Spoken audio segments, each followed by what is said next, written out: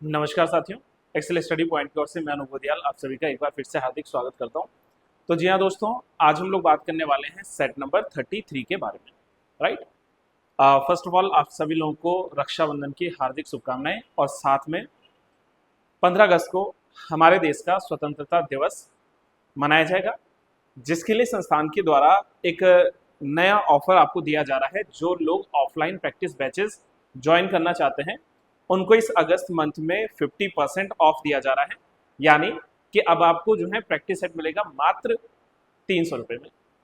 Right. उसमें आप लोग जो है ऑल्टरनेटिव डेज में प्रैक्टिस पेपर कीजिएगा और अगले दिन उसका जो है एक्सप्लेन होगा। यू कैन सी है ना, एक्सप्लेनेशन की आपको एक सैंपल वीडियो जो है यहाँ पर मिल जाएगी। पूरी प्लेलिस्ट बनी हुई है, I think more than 50 videos उस पर ऑलरेडी अपलोडेड है।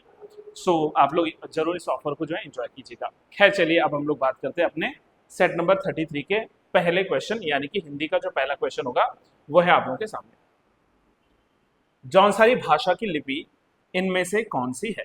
योर ऑप्शंस आर ब्राह्मी लिपि, खरोष्टी लिपि, देवनागरी लिपि या कुटिल लिपि।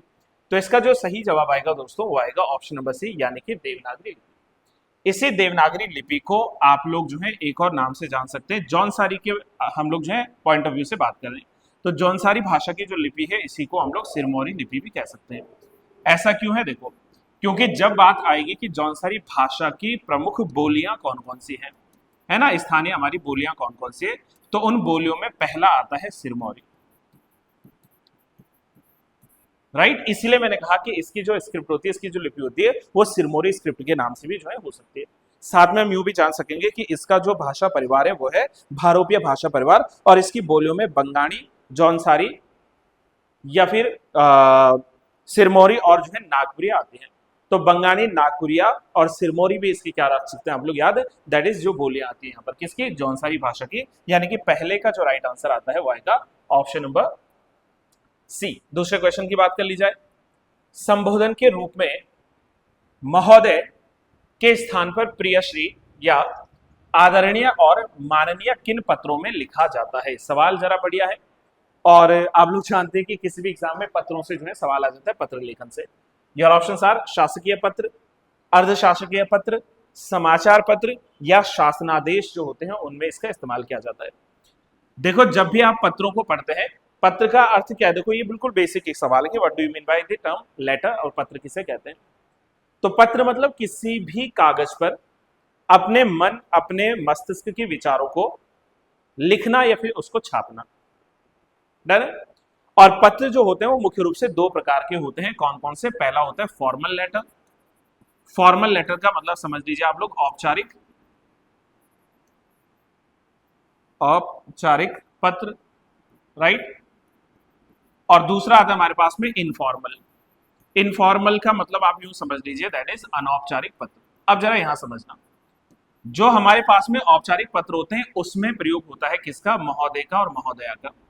और जो अनौपचारिक होते हैं, अनौपचारिक और औपचारिक में अंतर क्या है? देखो, औपचारिक पत्र यानी कि जो किसी के साथ हमारे निजी संबंधों को या पारिवारिक संबंधों को नहीं बताते हैं, ऐसे पत्र हैं जो हम लोग आधिकारिक रूप से लिखते हैं, कोई निजी संबंध को या किसी पारिवारिक संबंध को नहीं दर्शाते। मान लीजिए जैसे अगर मुझे स्कूल के प्रिंसिपल जी के लिए जो है क्या लिखना है, एक लेटर लिखना है, तो वो फॉर्मल हो गया, इनफॉर्मल? ऑब्वियसली फॉर्मल होगा। मुझे किसी प्रशासनिक अधिकारी को लिखना है, फॉर्मल होगा। समझ रहे हैं आप लोग इस बात को, है ना? तो फॉर्मल लेटर क्या नहीं कि जहां पर हम लोग आधिकारिक रूप से कुछ लिख रहे हैं। और दूसरा आता है इनफॉर्मल, जो हम अपने सगे संबंधियों को, अपने निजी लोगों को, अपने घर परिवार, माता पिता, दोस्त यार, हमारे प्रेमी प्रेमिकाओं को जो लेटर लिखा जाता है वो कौन सा होता है? दैट इज अनौपचारिक लेटर होगा। तो आपको महोदय नहीं लिखना है तो कहां नहीं लिखोगे? आप इनफॉर्मल में नहीं लिखोगे। क्यों लिखो भाई मैं महोदय अपने मित्र को? समझो इस बात को। और ऐसे अनौपचारिक पत्रों में से क्या आते हैं हमारे पास में? अर्धशासकीय पत्र आते हैं। सो इट मींस इसका जो राइट आंसर भी होना चाहिए कि कहां पर महोदय के स्थान पर प्रियश्री, आदरणीय, माननीय मैं लिख सकता हूं, तो वो अर्धशासकीय पत्रों में जो है लिखा जा सकता है। फिर मैं इस बात को रिपीट कर दे रहा हूं कि अर्धशासकीय पत्र मतलब जब किसी एक अधिकारी के द्वारा दूसरे अधिकारी को व्यक्तिगत नाम से जो है पत्र लिखे जाएं, तो उसको हम लोग कह सकते हैं कि ये कौन सा पत्र है? ये वाला पत्र है आपका अर्धशासकीय पत्र। आई रियली होप यहां तक की बातें क्लियर है। क्वेश्चन नंबर 3 पे हम लोग जो है बात कर लेते हैं। क्वेश्चन नंबर 3 आता है आपका, शेखर जोशी की किस कहानी पर चिल्ड्रंस फिल्म सोसाइटी के द्वारा फिल्म का निर्माण हुआ है? योर ऑप्शंस आर कोशिका खटवार, गलता लोहा, हलवाहा या फिर दाजू। तो इसका जो राइट आंसर आप लोगों को लिखना होता है गाइस, वो शेखर जोशी जी की कहानी के बारे में, तो वो आता है दाजू। अब सवाल ये है कि शेखर जोशी जी हैं कौन? वैसे तो मैं प्रीवियस जितने भी मैंने हिंदी की क्लासेस करवाई हैं, लगभग हर किसी में जो है एक ना एक पॉइंट जरूर बताया कि शेखर जोशी वास्तव में है कौन, राइट? 10 सितंबर 1932 को जो है इनका जन्म होता है कहां पर? अल्मोड़ा में। शेखर जोशी जी का जन्म 10 सितंबर 1932 में जन्म होता है कहां पर? दैट इज इन आलिया गांव, अल्मोड़ा। तो जो आलिया गांव है यहां पर ये जो है जन्म है। Hold on. लेकिन अनफॉर्चुनेटली अगर मैं बताऊं तो वर्ष 2022 में 4 अक्टूबर को 2022 में इनका निधन हुआ है। और शेखर जोशी जी प्रसिद्ध हैं उनकी रचनाओं के लिए, जैसे कोशिका गटवारे, गलता लोहा इत्यादि। ऐसे इन्होंने लिखा है क्या? इन्होंने लिखा है बदबू, इन्होंने लिखा है मेरा पहाड़। ये मैं उन प्रमुख रचनाओं की बात कर रहा हूं जो कि प्रसिद्धि हासिल कर चुके हैं, जो हमसे अक्सर जो है बताते हैं, आप लोगों ने इनके बारे में नाम सुने भी हैं, है ना? इसके अलावा अगर हम लोग बात करें तो इन्होंने लिखा है आदमी का डर। क्या लिखा है इन्होंने? आदमी का डर, आदमी का डर। इन्होंने लिखा है नौरंगी बीमार है। देखो मैं आपसे फिर वही बात दोहरा रहा हूं गाइस कि लगभग मैं हर वीडियोस में, हर क्लासेस में इन सारे टॉपिक्स को ले ही आता हूं, क्योंकि कहीं ना कहीं ये सारे लोग जो है जुड़े होते हैं साथ के लोग। कोसी के घटवार जो कि आपके सामने लिखा भी है ईटीसी, तो ये सारी रचनाएं किसकी हैं? वो है शेखर जोशी जी की। तो इसका राइट आंसर क्या हो जाएगा आपका? ऑप्शन नंबर डी हो जाएगा। दाजू के ऊपर जो है ये क्या है, यहाँ पर फिल्म बनी हुई है। ठीक है, चलिए नेक्स्ट क्वेश्चन की हम लोग बात कर लेते हैं। ये जरूर एक बार परेशान करता है मुझे, है ना? ठीक है, और आज तो खैर ऊपर से थोड़ा सा बात कर लेंगे चीजों को लेकर।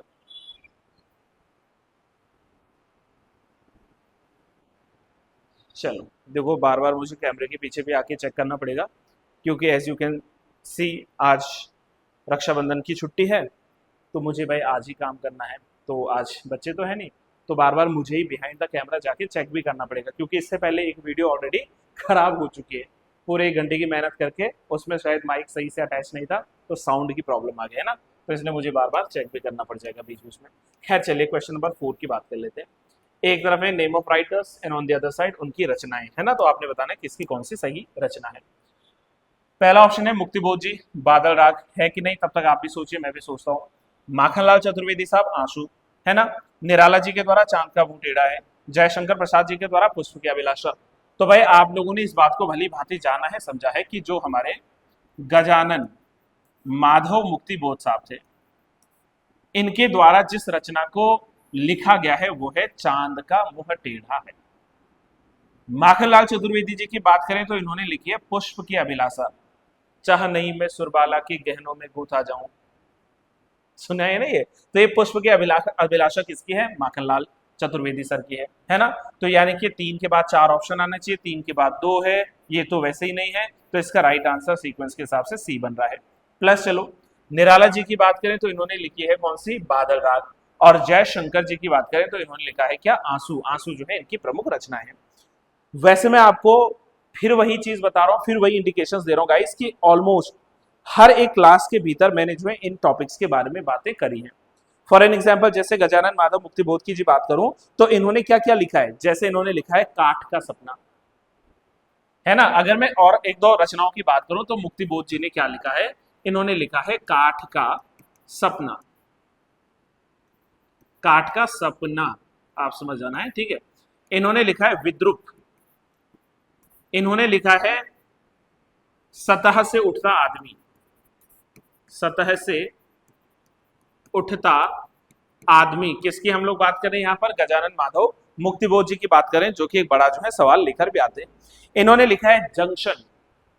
इन्होंने लिखा है मुद्रा, सॉरी हाँ, ब्रह्म राक्षस, नॉट मुद्रा राक्षस, ठीक है? ब्रह्म राक्षस के शिष्य, है ना? इन्होंने लिखा है। इन्होंने लिखा है दो चेहरे। ये किसकी बात चल रही है यहाँ पर? हम लोग बात करें मुक्तिबोध जी की बात। और गाइज देखो माखनलाल चतुर्वेदी साहब के बारे में जितनी बार मैं कहूँ उतनी बार कम पड़ेंगे हमारे लिए शब्द। इन्होंने लिखा है अमीर इरादे गरीब इरादे। इन्होंने लिखा है साहित्य देवता, हिमकिरीटनी, आप सब लोगों ने नाम सुना है।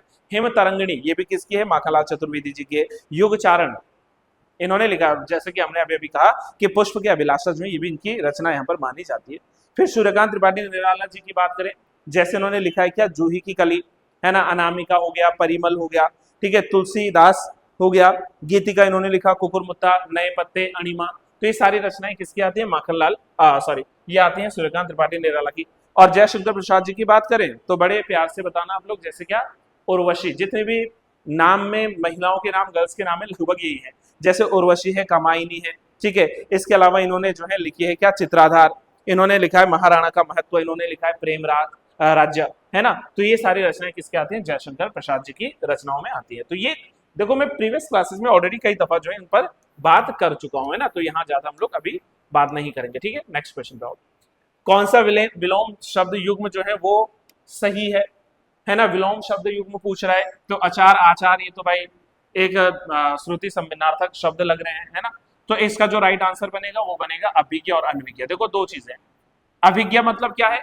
अभिज्ञ मतलब जानने वाला, जिसको जो है काफी सारी चीजों का ज्ञान होता है, वो अभिज्ञ होता है, यानी कि जानने वाला। और अनभिज्ञ होता है जिसको जानकारी नहीं है, मैं इसको अनजान लिख सकता हूं, जिसको जानकारी नहीं होती है वो होता है अनभिज्ञ।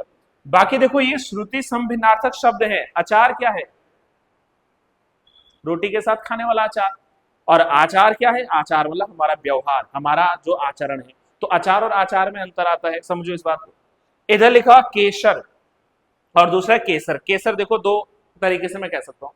एक तो केसर जो है हम लोग सैफरन का कह सकते हैं, भाई कश्मीर का केसर जो है बहुत प्रसिद्ध है, तो आप लोग ऑब्वियस सी बात है ये समझ पाओगे कि जो केसर की बात आती है वो सैफरन के लिए भी आ सकती है, राइट। और दूसरा केसर किसके लिए प्रयुक्त में किया जा सकता है गाइस? जल्दी से। शेर की जो गर्दन होती है ना, उसको हम लोग ये वाला केसर के नाम से जानते हैं। कोष का मतलब क्या है? पैसों का कोष होता है, ट्रेजर जो होता है कोष है भाई। और जो कोष है इसका मतलब क्या होता है? जैसे शब्दकोश, तो शब्दकोश का मतलब क्या होता है कि भाई जो हमारी डिक्शनरी है, जो हमारी शब्द है, उस शब्दों का जो कोश होता है, तो दोनों में जो है क्या है? अंतर है। शब्द संग्रह पूछेगा तो कोश आएगा, अगर हमसे खजाना पूछ रहा है, ट्रेजर पूछ रहा है, तो ये वाला कोश आएगा। तो ये भी आप लोगों को जो है शब्द याद रखने को मिल जाता है। खैर चलिए क्वेश्चन नंबर 6 की आगे बात कर ली जाए। इनमें से तत्सम शब्द क्या नहीं है? तत्सम नहीं है पूछा हुआ, मतलब तद्भव कौन सा है इसमें से? अच्छा ये पहला वाला मिस टाइप हो गया, इशू नहीं होगा, ये इक्षु था, वरना ये गड़बड़ जाएगा ना। इक्षु, प्रस्तर, अद्य, जोगी। तो इसमें से क्या नहीं है? इसमें से तत्सम शब्द नहीं है जोगी, ये तद्भव आ जाएगा। जबकि तो जोगी का तत्सम अगर मैं आपसे पूछूं तो आप समझदार हैं, वो है योगी, है ना। ऐसे में इक्षु की बात करूं तो इक्षु का आज तद्भव स्वरूप क्या है? इच्छा या चाह है, ठीक है। प्रस्तर का क्या हो जाएगा? पत्थर हो जाएगा। और अध्य का क्या हो जाएगा?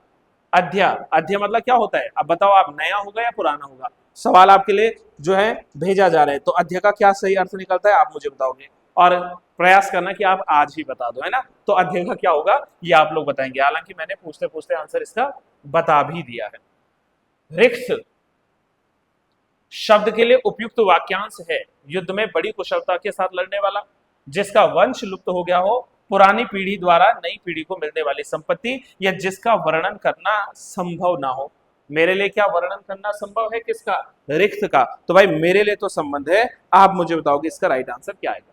आई होप सो आप लोगों ने सोच भी लिया है ना। चलिए लेट्स सी। तो इसका जो राइट आंसर आएगा वो आएगा ऑप्शन नंबर सी, यानी कि पुरानी पीढ़ी के द्वारा नई पीढ़ी को मिलने वाली जो संपत्ति होती है उसको रिक्त संपत्ति कहते हैं। अब ये सवाल जरा बेसिक है भाई, अगर मैं कहूं कि युद्ध में कोई व्यक्ति अगर अपनी कुशलता को दिखा रहा है तो उसको आप लोग क्या कहेंगे? महाराणा प्रताप क्या थे? शिवाजी महाराज क्या थे? योद्धा थे। क्या थे वो लोग? वो लोग थे योद्धा। क्यों? क्योंकि भाई उन्होंने युद्ध भूमि में अपनी कौशलता के साथ जो है दुश्मनों से लोहा मनवाया था। जिसका वंश लुप्त हो गया हो, लुप्त वंशी कह लेता हूं मैं इसको, इसका वंश लुप्त हो गया तो ये लुप्त वंशी हो जाएगा। और जिसका वर्णन करना असंभव हो वो अवर्णनीय है। भाई मैं उसका वर्णन नहीं कर सकता ना, तो ये क्या हो जाएगा? ये अवर्णनीय हो जाएगा। तो राइट आंसर इसका पूछा था रिक्त का मतलब, तो पुरानी पीढ़ी के द्वारा नई पीढ़ी को मिलने वाली संपत्ति को कह लेंगे। ऑप्शन सी आ जाएगा 7 का। 8 पे आओ। बसंत की कोकिल मुहावरे का सही अर्थ क्या है? वैभवशाली का गुणगान करने वाला, सौंदर्य से प्रेम करने वाला, यदा कदा प्रकट होने वाला और अवसर का लाभ उठाने वाला। देखो आपको मैं एक चीज क्लियर करवा देता हूँ, कल शायद एक स्टूडेंट पूछ भी रहा था कि सर क्या ये PYQs हैं? बिल्कुल, हम लोगों ने पहले भी ये बात कही है कि कुछ मैं PYQs को लेकर आ रहा हूँ और कुछ हमारे जो है अपने फ्रेश पेपर रहेंगे, है ना। अभी हम PYQ वाले पे चल रहे हैं। तो इस PYQ का जो राइट आंसर आयोग ने माना था वो माना था ऑप्शन नंबर ए, लेकिन मुझे इस पर थोड़ा बहुत डाउट चल रहा है। बसंत के कोकिल का अर्थ जो है यदा कदा प्रकट होने वाले को लेकर भी हो सकता है। भाई जो कोकिल बसंत में आती है तो वो सिर्फ बसंत में ही तो आएगी, बाकी जगहों पर तो आएगी नहीं, ठीक है। तो इसका मतलब क्या हो जाएगा कि इसका राइट आंसर जो है कहीं ना कहीं सी हो जाएगा, लेकिन मैं फिर कह रहा हूं आयोग ने इसका आंसर ऑप्शन नंबर ए माना हुआ है, ठीक है। लेकिन मैं अगर अपने शब्दों को लेकर चलूं तो मेरे हिसाब से इसका राइट आंसर जो है सी होना चाहिए। क्वेश्चन नंबर 8 का राइट आंसर है ना। आप भी जरूर शेयर कीजिए अपने विचार कि ये राइट आंसर क्या हो सकता है। पहाड़ी हिंदी का विकास किस अपभ्रंश से हुआ है गाइस? ऑप्शन बहुत सिंपल है, ब्राचड़ से, शौर सैनी से, खस से, या फिर अर्धमागधी से। तो आई थिंक आप लोगों के आंसर जो है दिमाग में अभी तक आप लोगों ने सोच भी लिए हैं कि जो हमारे पास में पहाड़ी हिंदी का विकास हुआ है वो खस से हुआ है। कैसे कहूंगा मैं, चलो समझते हैं।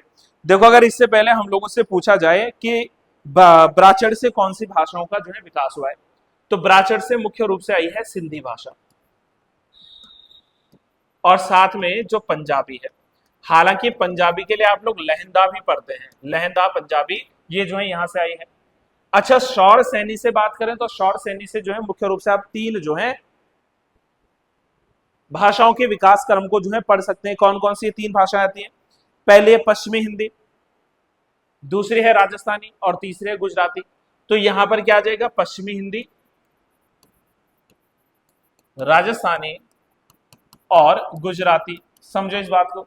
और बात करेंगे अगर हम लोग लास्ट में अर्धमागधी से, तो अगर यहाँ पश्चिमी हिंदी है तो अर्धमागधी में क्या आ जाएगी? यहाँ पर पूर्वी हिंदी का विकास हो जाएगा। तो अर्धमागधी से क्या आ जाएगा? आपका पूर्वी हिंदी जो है यहाँ पर आ जाएगा। समझ रहे हैं मेरी इस बात को? आई होप सो आप लोग बात समझ रहे हैं, ठीक है। क्वेश्चन नंबर 10 पे आ जाते हैं। सरकार शब्द ये किस भाषा का शब्द है? जल्दी से बताएंगे। सरकार जो है किस भाषा का शब्द है? तो ये है हमारे पास में राइट आंसर फारसी भाषा, है ना। कौन सी भाषा में आ जाएगा सरकार शब्द? ये आ जाएगा फारसी भाषा में। फारसी भाषा के अन्य शब्दों को अगर आपसे पूछे तो अफसोस तो नहीं होगा ना बताने में? बिल्कुल नहीं होना चाहिए, क्योंकि अफसोस हो गया, सरदार हो गया, अनार है, तनख्वाह है, आमदनी है, सिफारिश है। तो ये सारे जो शब्द हमारे पास में आते हैं वो कौन से शब्द आते हैं फ्रेंड्स? वो आते हैं हमारे पास में फारसी भाषा के शब्द। थोड़ा सा समय भी देना साथ साथ में, आंख में थोड़ा आजकल प्रॉब्लम चल रही है तो इस वजह से समय लेना पड़ता है मुझे, है ना। चलिए नेक्स्ट आते हैं हमारे पास में कि क्या कोई अरबी भाषा के शब्द है? गाइस कितनी बार क्लासेस करवा दी आपसे, है ना। कानून हो गया, किताब हो गया, इत्र हो गया, कागज हो गया, ये सब क्या है? ये हमारे पास में अरबी भाषा के शब्द है। इंपॉर्टेंट सॉरी इंपॉर्टेंट आते हैं हमारे पास में तुर्की भाषा के शब्द। कौन कौन से तुर्की में? जैसे नाक है, कैंची है, कानून है, सॉरी बारूद है, जितने भी मतलब मैंने कहा था ना कि कौन से सामान है मारपीट के, है ना, बंदूक एंड ऑल। और पश्तो में क्या आता है? आप लोग 1-2 आंसर दीजिए, पश्तो में क्या आएगा?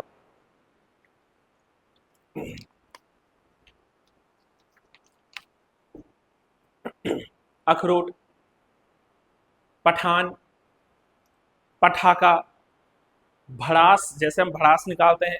तो ये कौन से शब्द आते हैं? ये सारे शब्द आते हैं हमारे पास में पश्तो के। तो 10th का राइट आंसर क्या हो जाएगा? डी हो जाएगा, फारसी भाषा है, सरकार शब्द आएगा। 11वें में आ जाओ। इसमें अशुद्ध वाक्य है, कौन सा गलत है? 3 सही है, 1 गलत है। उसे वहां जाना ही नहीं था, सही लग रहा है मुझे, कोई दिक्कत नहीं। उसके प्राण पखेरु उड़ गए, ठीक है। उन्नति के मार्ग में संकट भी आते हैं, प्रकृति की सुंदरता ने मेरा मन मोह लिया है, ये बिल्कुल सही है। लेकिन उन्नति के मार्ग में संकट भी आते हैं, मेरे ख्याल से इसको हम लोग संकट लिखने के बजाय अगर या तो परेशानियां लिख लें या तो बाधाएं लिख लें तो ज्यादा बेहतर है। संकट तो एक बहुत बड़ा शब्द हो गया ना, कंसेप्ट हो गया। तो अगर मैं ये लिखता कि उन्नति के मार्ग में बाधाएं भी आते ही हैं, तो हम लोग सही कह देते कि भाई बाधाएं लिखा जा सकता है, संकट थोड़ा लिखना इतना उचित नहीं है ना, संकट नहीं इतना उचित लिखा जाएगा। तो इसलिए इसका राइट आंसर क्या हो जाएगा? सी नंबर राइट ऑप्शन हो जाएगा ना, कि गलत कौन सा लिखा हुआ है। वार्षिकोत्सव में कौन सी संधि है? वार्षिकोत्सव में कौन सी संधि है? चलो बनाकर देखते हैं। शब्द है हमारे पास में वार्षिक धन उत्सव, है ना, क में से क्या निकल जाएगा, अ, यहां क्या है, उ, आधन उ मिलेगा, क्या बन जाएगा, औ, और औ, है ना, जहां पर ए, औ और अर आ जाए तो वहां पर कौन सी संधि होती है फ्रेंड्स, एक ही गुण बताया था कि वहां पर गुण संधि होती है। तो इसलिए अगर इसमें गुण संधि का ऑप्शन है तो आप लोग क्या आंसर लिख देंगे, इसका गुण संधि लिख लेंगे। ये हमारे पास में जो है 12th नंबर का राइट आंसर हो जाएगा option number A. Next question पे आओगे, बादल राग। अब देखो ये सेम चीज हो गया, अभी अभी कहा किसके है, सूर्यकांत त्रिपाठी निराला साहब की है, तो 13वें का राइट आंसर आप बी लिख लोगे। मैंने इससे पहले वाले क्वेश्चन में अभी अभी जो है विस्तार में इस पर जो है चर्चा की है, तो सूर्यकांत त्रिपाठी निराला इसका राइट आंसर हो जाएगा। ऑप्शंस देखो, नेक्स्ट क्या है क्वेश्चन नंबर 14 के, देखो, विस्तीर्ण निम्नलिखित में से किस शब्द का विलोम है, विस्तीर्ण किसका विलोम है, ये ऑप्शंस आर प्रकीर्ण, संकीर्ण, प्रवीण या इनमें से कोई नहीं। तो राइट आंसर क्या आएगा इसका, प्रवीण। प्रवीण मतलब संकरा जो होता है मार्ग, है ना, और जो है, एक सेकंड सॉरी, प्रवीण नहीं आएगा, इसका आएगा संकीर्ण। संकीर्ण का मतलब संकरा मार्ग, और इसके अपोजिट क्या हो जाएगा, विस्तीर्ण, यानी कि ऑप्शन नंबर क्या आ जाएगा इसका, that is option number B. B is the right answer, I repeat, B is the right answer, है ना, आप बी लिख लीजिएगा। 15वें नंबर के क्वेश्चन पे बात कर लेते हैं। निम्न में से गढ़वाली बोली की एक उपबोली है, भाई देखो गढ़वाली और कुमाऊं की उपबोलियां हमसे पूछी जाती है, सिराली है, कुलुई है, या सलानी है, या गंगोला है, तो गढ़वाली की कौन सी उपबोली सही आ जाएगी, सोच लिया, पक्का, डन। तो इसका राइट आंसर क्या आ जाएगा हमारे पास में, ऑप्शन नंबर सी आ जाएगी। अब आप लोगों ने पढ़ा है ना, जैसे श्रीनगरिया की अगर हम लोग बात करें तो भाई श्रीनगरिया जो है वो किसकी आती है, वो गढ़वाली में आती है। अगर हम लोग बात करें किसकी, हम बात करें दसोल्या, तो दसोल्या किस में आती है, गढ़वाली में।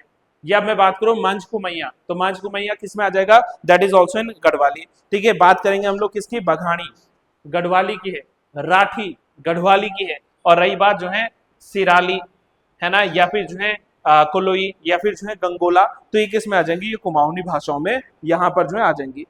क्लियर हो रहा है यहाँ तक, कोई डाउट तो नहीं है किसी को, चलिए आई होप सो यहाँ पर जो है सारी बातें क्लियर है। ये सवाल रिपीट होने वाला है आगे चल के, इसलिए मैं वहां पर डिटेलिंग जाऊंगा कुमाऊनी को लेकर, है ना, अभी बस आप गढ़वालियों की बोलियां ध्यान रख लीजिए। हिंदी का पहला साप्ताहिक समाचार पत्र, ये तो सभी लोगों ने पढ़ा है, ये आज का सवाल थोड़े ना है। मर्यादा, प्रजामित्र, उदंत, मार्तंड, तो डी इसमें छूट गया, उदंत मार्तंड, ये जो है सबसे पुरानी रचना है किसकी, हिंदी भाषा की। कब इसको लिखा गया था, 1826 में। कहां से लिखा गया था, कलकत्ता से। और कौन इसके संपादक थे, तो वो थे जुगल किशोर जी, डॉक्टर जुगल किशोर जो थे, उनके द्वारा जो है पहली बार इस पत्रिका को जो है लाया गया था, है ना। तो बस इसका राइट आंसर क्या लिखेंगे आप, डी लिखेंगे। कब, 1826 में। बाकी सब जो है वो बाद की रचनाओं में आती है, तो right answer is option D. सवाल बन जाता है समाचार पत्रों को लेकर। ठीक है, सरकारी पत्रों में किसकी गणना नहीं होती है, भाई सरकारी पत्र में परिपत्र आता है, सर्कुलर आता है, बिल्कुल सही बात लिख रहा है आप लोगों से, है ना। क्या इसमें सूची पत्र को भी शामिल किया जाएगा, तो यहाँ पर आप लोग जो है नो कह लेना, सूची पत्र नहीं होगा तो सरकारी पत्र में इसकी गणना नहीं होती। बाकी और नोटिफिकेशन, अधिसूचना होती है, और अनुस्मारक यानी कि रिमाइंडर होता है। आपको मैं एक छोटा सा रिमाइंडर ये भी दे दूं कि सरकारी पत्र कौन से पत्र है, सर सीधी बात है, ऐसे पत्र होते हैं जो केंद्र व राज्य सरकारों के बीच, सरकार व दूतावासों के बीच, किसी एक कार्यालय से किसी दूसरे कार्यालय के बीच, या सरकार और आम आदमी के बीच, अगर सरकारी शासकीय कार्यों के सरकारी कार्यों के समाधान के लिए कह लीजिए, या इसके जो है उपलक्ष्य में, इसके जो है संपादन में अगर कोई पत्र लिखा जाता है तो वो होता है सरकारी पत्र। इस सरकारी पत्र के कई सारे जो है क्या हो सकते हैं, भाग हो सकते हैं। और दूसरी बात, ये फॉर्मल होते हैं, औपचारिक होते हैं, अनौपचारिक नहीं। जैसे अगर हम लोगों ने बात की तो इसमें क्या आते हैं, जैसे जैसे इसमें परिपत्र आता है, अधिसूचना आती है, अनुस्मारक आता है। इसके अलावा सरकारी पत्र में क्या आ सकता है, देखो इसमें आ सकता है ज्ञापन, साथ में इसमें हम लोग क्या लिख सकते हैं, कार्यालय ज्ञापन भी लिख सकते हैं, है ना। इसके अलावा अर्ध सरकारी पत्र, ये भी इसमें शामिल हो जाएगा, है ना। यहां पर जो है अर्ध सरकारी पत्रों को भी जो है लिखा जा सकता है। प्रेस विज्ञप्ति, प्रेस विज्ञप्ति ये भी किस में आ सकती है आपकी, ये भी आ सकती है आपकी कौन से में, दैट इज इन जो सरकारी पत्र होते हैं, है ना। अगेन कह रहा हूं मैं, फॉर्मल इनफॉर्मल वो बात की बात है, लेकिन यहां बात कर रहा है सरकारी का। इसके अलावा जो है शासनादेश, शासनादेश भी इसमें आएगा, शासनादेश, है ना। इसके अलावा तार, तार क्या होते हैं, टेलीग्राम्स जो होते हैं। तो भाई तार लेखन या टेलीग्राम्स जो होते हैं वो भी किस में आ जाएंगे, वो भी इसी में आ जाएंगे। सरकारी का टेलीग्राम राइटिंग्स की बात करें तो तार लेखन एंड ऑल, राइट। तो ये हमारे पास में क्या आते हैं, सरकारी पत्रों में इनकी गणना होती है, लेकिन सूची पत्र जो है वो सरकारी पत्र में नहीं आते। ठीक है, चलिए खैर नेक्स्ट क्वेश्चन आ जाए। कौन सी काव्य कृति आवाज भी एक जगह है के रचयिता जो है कौन है, ठीक है, तो बताएंगे आप लोग कौन इसके रचयिता है। राजेश जोशी जी, शेखर जोशी जी, गजानन माधव मुक्तिबोध जी, या फिर जो है मंगलेश डबराल। तो 18th का राइट आंसर क्या होगा, जल्दी से आप लोग सोच लीजिए। आई होप सो सोच भी लिया। तो इसका जो आप लोग राइट आंसर लिखेंगे वो कौन सा लिखेंगे, मंगलेश डबराल जी का नाम। मैंने पहली बात कह दी, डबराल नॉट डगवाल। 1948 में जन्मे, पुरानी मैंने कितनी क्लासेस में बता दिया। 1948 में जन्मे, टिहरी में एक जगह पड़ती है काफल पानी, तो उस टिहरी के काफल पानी में जो इनका जन्म होता है।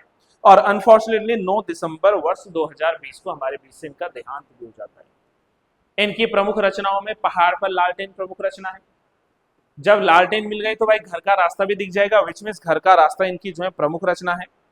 हम जो देखते हैं इनकी प्रमुख रचनाओं में आती है। मुझे दिखता एक मनुष्य इनकी रचना है। कवि की रोटी जो है मंगलेश डबराल जी की रचना है। तो ये बहुत सारी ऐसी रचनाएं हैं जो हम लोगों ने डबराल जी के बारे में पढ़ा है। और इससे पहले मैंने गजानन माधव मुक्तिबोध आज की ही क्लास में आपको समझा दिया है। शेखर जोशी जी के बारे में हम लोग जो है पढ़ चुके हैं। ठीक है, तो ये सारी व्यवस्थाएं हम लोगों ने ऑलरेडी देख चुके हैं ना। तो राइट आंसर क्या हो जाएगा, डी हो जाएगा। नेक्स्ट क्वेश्चन पे आगे बढ़ूंगा। एक तरफ है places on the other side बोलियां। मैंने कहा था ना अभी आएंगे हम कुमाऊनी बोलियों के बारे में, है ना। बारामंडल में कुमैया है, पिथौरागढ़ में खसपरजिया है, डीडी हाट में सोरियाली है, या काली कुमाऊं में सिराली है। इस बार का जो उत्तराखंड पुलिस का पेपर बना था वो कुछ इसी पैटर्न पर जो है बना हुआ था, इस बात को भी आप लोग ध्यान रखना। तो अब राइट आंसर की ओर चलते हैं। बारामंडल जो है वहां पर होती है खसपरजिया, राइट, यहां पर खसपरजिया। पिथौरागढ़ जो है ये है सोरियाली को लेकर, यानी 2 के बाद 3 होना चाहिए। डीडी हाट में बोली जाती है सिराली, और काली कुमाऊं वाले क्षेत्र में बुलाई जाती है कुमाई। तो यानी कि इसका जो राइट आंसर आ जाता है वो आ जाता है 2, 3, 4 और 1, यानी option number A will be the right answer. इसके अलावा बात करें कि कौन सी कुमाऊं की बोलियां हैं, कुमाऊनी भाषा की बोलियां कौन सी है, तो इसमें दनपुरिया है, जोहारी है, ठीक है, रच भैंसी जो है यहीं पर बोली जाती है, अस्कोटी है, पछाई है, ठीक है, गंगोई इससे पहले हमने पढ़ा था। जो नैनीताल का फलदा कोट है वहां पर फलदा कोटी भी बोली जाती है, तो फलदा कोटी is also a right answer, right. So यहाँ पर क्या होती है, ये इस प्रकार की जो है बोलियों को बोला जाता है। बात करेंगे आज के अंतिम क्वेश्चन पर, last question, question number 20, that is उपमेय में उपमान का निषेध रहित आरोप होने पर कौन सा अलंकार होता है। सो राइट आंसर इसका क्या आएगा गाइस, रूपक अलंकार आएगा। प्रीवियस जितने भी सेशन हम लोगों ने डिस्कस किए हैं सब में अलंकार पढ़े हैं, और रूपक अलंकार is the right answer of question number 20। Are you guys getting my point, ठीक है। राइट आंसर क्या हो जाएगा, 20 हो जाएगा, रूपक। उपमेय में ही उपमान का जो है क्या हो रहा है, भेद हो रहा है वहां पर, तो उसी में जो है उसको हम लोग देख पा रहे हैं। जैसे हम लोगों ने कई बार पढ़ा है क्या, पायो जी मैंने राम रतन धन पायो, तो जहां राम रतन लिख दिया वहां पर ही आएगा। या हम लोग पढ़ते हैं कि चरण कमल बंदो हरिराई, तो चरण कमल की भांति एक जैसा जो है यहाँ पर दिखने को मिल रहा है, ये है कि नहीं, वहां पर क्या हो जाएंगे अलंकार। मैया मैं तो चंद्र खिलौना ली हूं, तो चंद्र खिलौना, यहां पर कौन से आ रहे हैं, रूपक अलंकार जो है आ रहे हैं। बाकी उपमा में तुलना की जाती है ना, चांद सा सुंदर मुख, चांद सा सुंदर मुख कई बार मैं बता चुका हूं, यहाँ पर उपमा है। अनुप्रास में क्या होता है, जहां पर वर्ण की पुनरावृत्ति होती है, किसी वर्ण को दोहराया जाता है, राइट। जैसे क्या, रीजी रीजी रहे से हंसी हंसी पड़े, है ना। तो इसमें क्या है, 6 का अनुप्रास आता है, समझो इस बात को। चंदू के चाचा ने चंदू की चाची को चांदनी चौक में चांदी की चम्मच से चटनी चटाई, क्या है, अनुप्रास अलंकार है। तरनी तनुजा तट तमाल बहुवर तरनी तनुजा तट तमाल रघुवर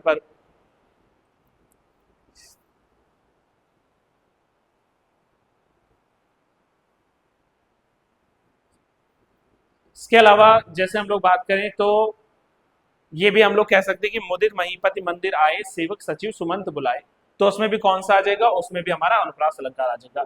और यमक का अर्थ मैंने आपको कई बार बता रखा है, यमक का अर्थ होता है जोड़ा, यानी कि युग्म, जहां पर कोई शब्द एक या एक से अधिक बार आ जाए, या दो से अधिक बार आ जाए। जैसे क्या, जैसे कनक कनकते सोगुनी, तो कनक कनक, कनक मतलब सोना, कनक मतलब धतूरा, 2 बार आ गया है यहाँ पर, क्लियर हो जाएगा। तो ऐसे क्या आ जाते हैं यहाँ पर, है ना, काली घटा का घमंड घटा, 3 बेर खाती है, वो 3 बेर खाती है। तो ये हमारे पास में क्या आता है, आज के हिंदी सेशन का अंतिम क्वेश्चन आता है, क्वेश्चन नंबर 20, यानी कि इसका राइट आंसर क्या आ जाएगा हमारे पास में, ऑप्शन नंबर डी आ जाएगा। तो इसमें कौन सा अलंकार सही आ जाएगा, रूपक अलंकार सही आ जाएगा। राइट है, क्लियर है। चलिए अब हम लोग बात करेंगे जीएस वाले सेगमेंट की, जीएस वाले सेशन।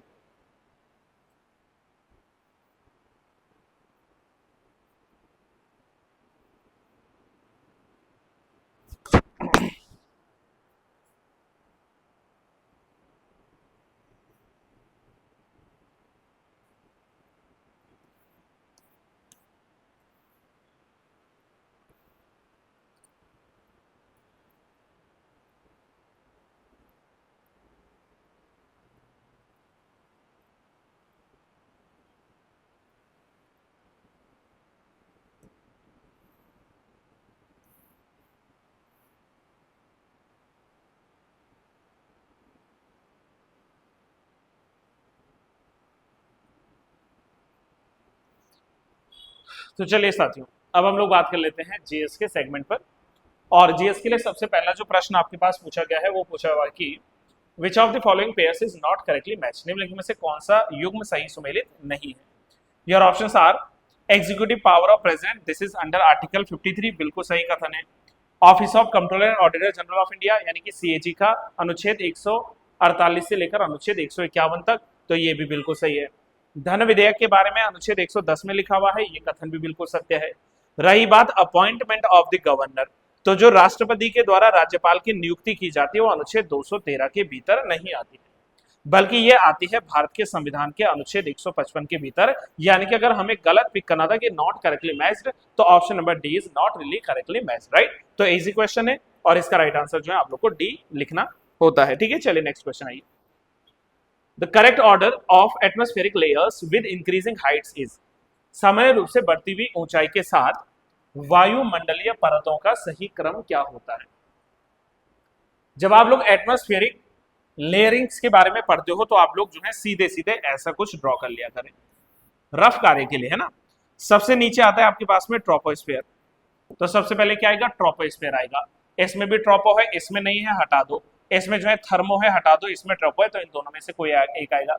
दूसरा आता है इसमें स्ट्रेटोस्फेयर, ट्रोपो के बाद क्या आएगा, स्ट्रेटोस्फेयर, ये भी नहीं होगा, तो राइट सीक्वेंस आपको मिल गया। तीसरा आता है इसमें मीजोस्फेयर, मीजो के बाद आता है थर्मोस्फेयर, और थर्मो के बाद आता है एक्सोस्फेयर, राइट। और इसको मैंने याद करने की आपको पहले भी कई बार ट्रिक बता चुकी है, उस ट्रिक का नाम क्या है, thank you so much the x. अपने एक्स को याद करते हुए आप लोग थैंक यू सो मच कह देना। तो टी मतलब ट्रोपो, एस मतलब स्ट्रेटो, एम मतलब मीजो, टी एच मतलब थर्मो, और ई एक्स का मतलब क्या हो जाएगा, एक्सो। तो ये एक ट्रिक बना रखी है, अगर याद रहे अच्छी बातें पता चले कि ट्रिक ही भूल गए कि ट्रिक क्या पूछी गई थी, राइट। तो इसका सही सीक्वेंस बोला है। जितने भी वेदर फिनोमिनास होते हैं सबके सब कहां पर होते हैं, ट्रोपोस्फेयर में होते हैं। जो वायुयान वगैरह उठते हैं वो जो है इस स्ट्रेटोस्फेयर की जो है निचली परत पे आसपास में जो यहाँ पर बहते हैं, इस चीज को भी आप लोगों को ध्यान रखना।